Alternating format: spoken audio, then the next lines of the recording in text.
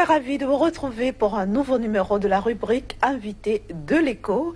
Un numéro qui va nous permettre aujourd'hui de nous familiariser avec la crypto-monnaie. Ceci grâce à l'expertise d'Abraham Manconcé Samuel, notre invité.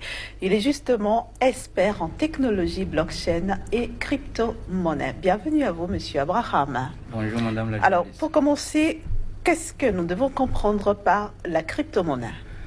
La crypto-monnaie, c'est une monnaie qui est basée sur Internet, qui s'utilise de portable à portable ou d'ordinateur à ordinateur, sans intermédiaire, en toute sécurité et en toute liberté. Alors, qu'est-ce qui différencie concrètement cette monnaie des pièces, des billets de banque, des cartes de crédit auxquelles nous sommes habitués ? Et lorsque nous prenons les anciennes monnaies, c'est des monnaies qui ont une parité inégale. Quand vous parlez d'anciennes monnaies, elles ne sont pas anciennes. Elles sont anciennes pour nous. Nous sommes dans notre droit de dire qu'elles sont anciennes. Au fait, quand vous prenez 1 euro, tout de suite, ça fait 655 francs CFA minimum. Ce qui permet à l'Europe de piller l'Afrique à tout moment. Parce que quand l'Europe vient en Afrique avec 1 million d'euros, ça lui fait près d'1 milliard de francs CFA. Ce qui lui permet de piller les ressources de l'Afrique au profit de l'Europe. Nous prenons le dollar américain, c'est pareil. 1 dollar, ça fait 580 francs CFA minimum. Donc, avec 1 million de dollars, vous voyez ce que ça donne ici. Donc, c'est pour vous dire que la crypto-monnaie est venue sauver l'Afrique, à tel enseigne que lorsque vous avez une pièce d'une crypto-monnaie, que ce soit TBC, que ce soit Stone, que ce soit Bitcoin, Monero, Dogecoin, Litecoin, une pièce ici vaut la même valeur partout. Ça veut dire quoi? Celui qui prend 1000 Bitcoins en Europe, et vous avez 1000 Bitcoins ici, vous avez la même fortune, car la crypto-monnaie a la même valeur partout. Voilà le premier avantage. Concrètement, comment fonctionne ce type de monnaie? La crypto-monnaie fonctionne sur la technologie blockchain qui la crée et qui en gère les transactions. Vous savez, avec l'ancien système, les banques centrales sont là pour réguler le système bancaire. Mais c'est un système qui est centralisé, à tel enseigne que chaque personne a son compte dans la main de quelqu'un d'autre. Mais en crypto-monnaie, madame la journaliste, c'est vous-même qui créez votre compte et c'est vous qui gérez votre compte. Deuxième chose, si vous voulez envoyer de crypto-monnaie à quelqu'un, c'est de pair à pair, membre à membre direct, P2P. Il n'y a pas d'intermédiaire comme dans l'ancien système. L'autre chose encore, lorsque vous êtes au Bénin, vous voulez envoyer de la crypto-monnaie à n'importe qui dans le monde, si c'est dans l'ancien système, on vous dit qu'il y a une barrière géographique, par exemple du Bénin vers le Nigeria, on ne peut pas envoyer de mobile money, ou bien même si c'est Western, il y a un montant à ne pas dépasser, sinon on vous taxe de blanchisseur d'argent. Mais en crypto-monnaie, c'est sans barrière géographique, c'est sans barrière temporelle, 24 heures sur 24, car c'est la blockchain qui travaille. Et vous pouvez envoyer n'importe quel montant que vous avez à n'importe qui dans le monde, où qu'il se trouve sur la planète Terre. Voilà quelques avantages de la crypto-monnaie. Alors, monsieur Abraham, dans une Afrique où une énorme masse de la population est encore analphabète, où aussi Internet reste un luxe dans plusieurs pays, est-ce qu'il y a vraiment une chance pour que cette crypto-monnaie prospère sur le continent noir? Bien sûr que oui. Comme vous le savez, toute révolution est évolutive. Et tout ce qui naît évolue. Lorsque vous prenez par exemple l'Android que nous utilisons aujourd'hui, au départ, ce n'était pas des appareils Android qu'on avait, n'est-ce pas? Mais aujourd'hui, nous avons Android. Ça veut dire quoi? La crypto-monnaie est venue comme Internet et aujourd'hui, elle est en train de prendre le terrain. On ne peut pas dire tout de suite que tous ceux qui ne sont pas lettrés ou bien intellectuels, qui n'ont pas accès à Internet, peuvent avoir accès à la crypto-monnaie. Tout le monde, pas encore. Mais il y a des palliatifs, des alternatives. 4 compagnies crypto, blockchain que moi je connais personnellement, dont et GK8 d'Israël, qui sont en train de mettre des systèmes en place pour permettre à toute personne sur la planète Terre d'avoir accès à la crypto-monnaie sans connexion Internet. Un peu comme ça se fait avec Mobile Money. Mais en attendant, qui peut disposer de crypto-monnaie? Vous pouvez en disposer. Vous avez accès à Internet à travers, comment dirais-je, un smartphone. Maintenant, supposons que dans votre famille, c'est vous seul qui avez un appareil Android. Pour créer un compte crypto-monnaie, il faut nécessairement de la connexion Internet. Vous pouvez vous charger de créer des comptes à votre épouse, et à votre époux du moins, à vos enfants, à vos frères, à votre père, à votre mère, à tous ceux que vous voulez. Vous pouvez même prendre votre Android et créer des comptes cryptographiques à tous les habitants de votre quartier. Même s'ils sont 1 million, vous pouvez le faire et vous remettez les données de connexion à chaque personne. Ça veut dire quoi? Sur n'importe quel portable, sur n'importe quel PC portatif, ils peuvent se connecter à leur compte. Donc la création, ça peut passer par vous, mais la connexion, ils peuvent le faire même s'ils n'ont pas Android. Parce que là, c'est peer-to-peer, c'est chacun qui a son compte et qui gère son compte. Alors, Monsieur Abraham, en quoi la crypto-monnaie peut-elle permettre à l'Afrique d'acquérir son indépendance financière? Madame la journaliste, vous avez la réponse. Quand 1 euro fait 655 francs CFA, dans ce système, quand est-ce que l'Afrique va égaler l'Europe, égaler l'Amérique, égaler l'Asie, jusqu'à être plus compétitif sur le marché international? Jamais. Donc il faut une monnaie qui a la même parité partout. Parce que quand vous prenez le système fiduciaire, c'est un système qui est basé sur le néant, c'est basé sur rien du tout. C'est une imagination, une confiance.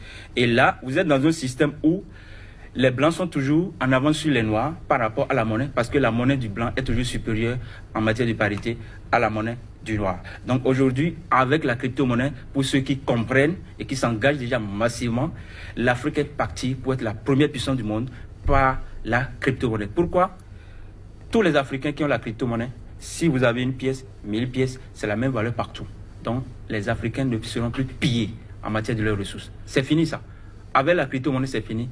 Les Africains ne seront plus jamais pillés. Alors, si cette crypto-monnaie est aussi pratique, aussi rentable, etc., comme vous le prétendez, oui, pourquoi est-ce que les pays africains ne l'adoptent pas massivement? Madame la journaliste, tout de suite, je vous dis que le Kenya est le tout premier pays en Afrique pour avoir adopté la crypto-monnaie. Et elle est en train de lancer, cette patrie est en train de lancer. Le Kenya n'est qu'un pays parmi les 54 que nous avons sur le continent africain. Oui, je ne commence par le Kenya.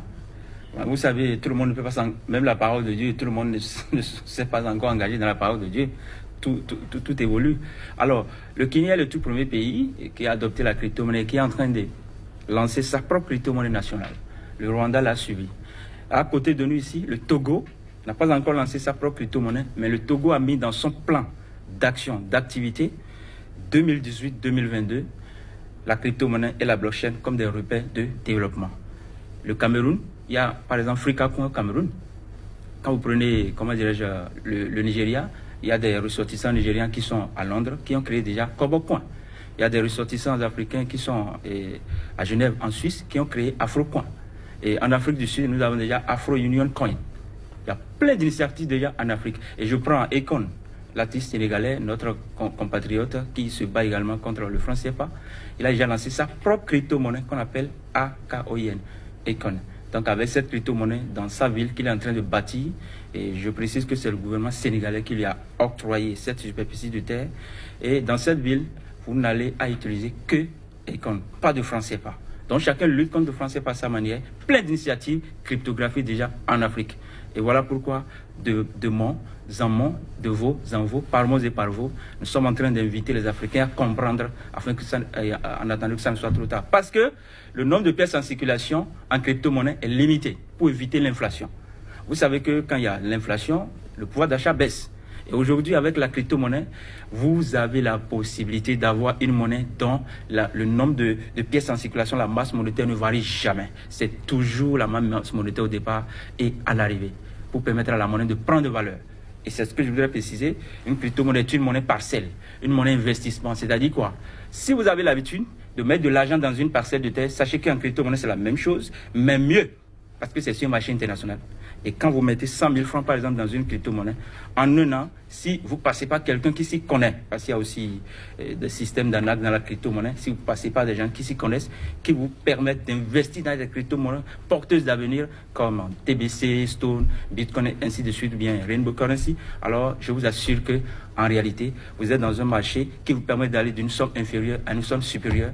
Donc, vous faites travailler votre argent comme une marchande au marché qui fait travailler son argent en achetant et en stockant des articles, des marchandises dans sa boutique. Ici, c'est une monnaie marchandise, et pas marchandise, c'est une monnaie investissement, une monnaie parcelle, bien immobilier qui vous permet d'aller d'une somme inférieure à une somme supérieure. Mais dans la panoplie de crypto-monnaies qui existent aujourd'hui, comment est-ce que l'utilisateur peut-il se retrouver? Nous sommes sur un marché de commerce monétaire. Et le commerce monétaire ici est accessible à tout le monde, contrairement à l'ancien système où c'est les banquiers ou bien une minorité de l'élite qui a accès. et qui ont accès du moins à ce système. Ici, vous, n'importe qui, toute personne lambda, peut aller sur le marché et choisir la crypto-monnaie dans laquelle investir. Mais comme je l'ai précisé... Est-ce que toutes les crypto-monnaies, justement, ont la même valeur? Non, parce que toutes ne sont pas créées au même moment. Et toutes n'ont pas le même algorithme. Quand je prends TBC, TBC veut billion, qui est la monnaie de l'abondance, la monnaie des milliardaires. C'est cette crypto-monnaie-là qui ne fonctionne pas sur le marché. C'est-à-dire quoi? La valeur de TBC évolue selon le nombre d'adhérents. Si vous venez, ça fait 1 grain d'or que vous représentez en valeur ajoutée. Moi également. Donc si nous sommes 100, ça fait 2,2 euros, parce qu'un grain d'or, ça fait 2,2 euros, fois combien? Fois 100. Donc à tout moment qu'il y a de nouveaux adhérents dans la communauté TBC, la valeur augmente. TBC n'est pas basé sur le marché. Et je vous apprends que lorsque vous prenez TBC, avec 60 000 francs, vous avez aujourd'hui un TBC qui vaut déjà près de 10 millions de dollars. Alors que quand vous prenez un Bitcoin, le Bitcoin qui est la première crypto-monnaie, actuellement c'est entre 8 000 et 10 000 dollars parce que le marché est volatile. À tel enseigne que du matin au soir, ça peut passer de 1 000 dollars à combien? À 500 dollars, mais encore de 500 dollars à 1 000 dollars ou bien plus. Donc il y a deux types de crypto-monnaies, la volatile et la non volatile. Donc finalement, investir dans la crypto-monnaie, c'est comme investir en bourse. Non. Non? Non, ça c'est la bourse traditionnelle. Ici c'est un investissement. Vous achetez, vous stockez. Quand ça prend de la valeur, vous pouvez troquer ça contre un bien, contre un service, ou bien il y a des crypto-monnaies aujourd'hui qui ont des cartes bancaires qui vous permettent d'aller, comment dirais-je, à n'importe quel guichet automatique au monde et de retirer vos avoirs cryptographiques en monnaie locale. Lorsque je prends Stone avec 105 000 francs, vous avez un pack. Actuellement, ça fait 1229 unités de Stone. Et avec ces 1229 unités, dans un an, ça peut vous donner 12 290 dollars parce que l'unité peut coûter 10 dollars. Et là, vous avez une carte en même temps, madame la journaliste, qui vous permet de faire quoi? N'importe où dans le monde, de retirer vos avoirs cryptographiques Stone ou bien les autres crypto-monnaies qui sont alliés, un peu comme Bitcoin, Litecoin, Ethereum, en monnaie locale. Donc, vous êtes un voyageur et vous avez votre banque avec laquelle vous dormez, vous vous réveillez, vous voyagez, vous faites tout avec votre banque. C'est-à-dire quoi? Avec Stone, par exemple, vous avez la possibilité d'être investisseur et de jouir convenablement de votre investissement. Finalement, parmi les différentes sortes de crypto-monnaies qui existent aujourd'hui, oui, laquelle ou lesquelles vous semblent les mieux adaptées pour le continent africain? Toutes les crypto-monnaies. Sauf que moi, je suis dans plusieurs crypto-monnaies. Je suis dans près de 70 crypto-monnaies parce que j'ai commencé, ça fait déjà 3 ans, depuis 2007. Alors, lorsque vous êtes venu sur un marché tout de suite, en tant qu'investisseur, même si vous êtes milliardaire, vous ne pouvez pas investir dans tout ce qui est sur le marché pour le moment. Donc, celui qui est votre coach, votre conseiller, un peu comme je peux l'être pour vous, lorsque celui-là, il connaît le marché, il peut vous dire, commencez par-ci, par-là. Donc, moi, je conseille aux Africains de commencer par quoi? Par TBC, parce qu'il y a une promotion qui est en cours qui peut finir aujourd'hui pendant que je suis en train de parler. Et avec 60 000 francs déjà, vous avez un TBC qui vous permet d'avoir, comment dirais-je, une fortune en milliards dans la nouvelle économie. Nous parlons bien de la nouvelle économie. Et si vous pouvez aller jusqu'à 100 TBC, ça fait 60 000 francs fois 100, ça fait 6 millions pour avoir 100 TBC qui vous donne 10 millions de dollars fois 100 aujourd'hui. Donc, TBC est bon pour les Africains, en attendant que ça ne soit trop tard, parce que TBC a été approuvé par les États-Unis. La SEC, la Security Exchange Commission, l'autorité du marché boursier des États-Unis, a approuvé la crypto-monnaie TBC le 14 janvier 2019. Et ils ont estimé que TBC est un moyen d'échange que tout le monde peut utiliser partout. Alors, pour conclure cet entretien, M. Abraham. Oui. Pour conclure cet entretien. Bon, pour conclure, ce que je disais, je vais finir en quelques secondes, c'est quoi? En dehors de TBC, ils peuvent aller dans Stone, tel que je viens de le dire. Stone est bon. Maintenant, quand ils vont faire profit dans ces deux, ils peuvent réinvestir dans Rainbow Currency, dans Africa Coin, il y a plein de choses. Donc, pour finir, la crypto-monnaie, c'est la monnaie qui sauve mieux l'Afrique, plus que toute autre crypto-monnaie, et plus que toute autre monnaie, étant donné que l'écho est venu en tant que quoi? Une monnaie pour endiguer davantage la plaie monétaire dans laquelle l'Afrique était en train d'être. Et ça, c'est un autre débat. Merci beaucoup, Monsieur Abraham Motmoussé Samuel. Je rappelle que vous êtes expert en technologie, blockchain et crypto-monnaie. Merci d'être passé sur Sika TV et à très bientôt. C'est mon devoir. Merci bien.